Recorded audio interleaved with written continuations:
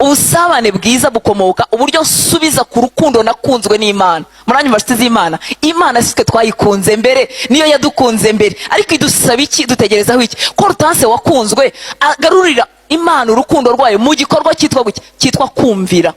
Kuva mu isezerano rya kera, iteka Imana iyo yagiranaga igihango n'ubwoko bwayo n'abantu runaka, yabasabaga ko bazayumvira, ikababera Imana nabo bakayibera ubwoko. Isezerano ryari ukumvira. Muranyumva nshuti z'Imana, impamvu rero iki kintu ari icy'ingenzi nuko niwumvira Imana ukabaho ubusabane bufite ubuzima n'Imana yawe, nta kabuza umugore wawe atabigusabye, umugabo wawe atabigusabye, uzahinduka umuntu uhora wikosora muri wowe.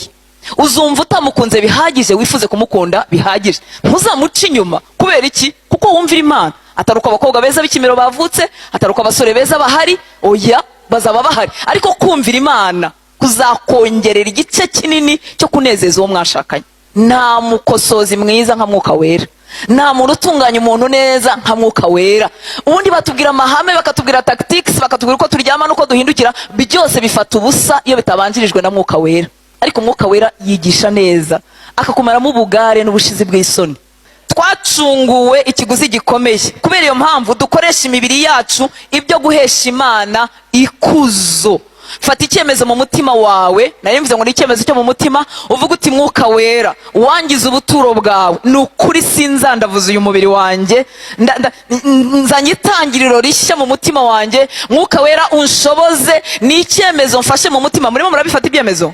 Ni icyemezo mfashe mu mutima wanjye, kugeza mu masaziro Mwuka Wera uzanturamo, umubiri wanjye n'uwawe sinzawandavuza, ngwino nshoboze.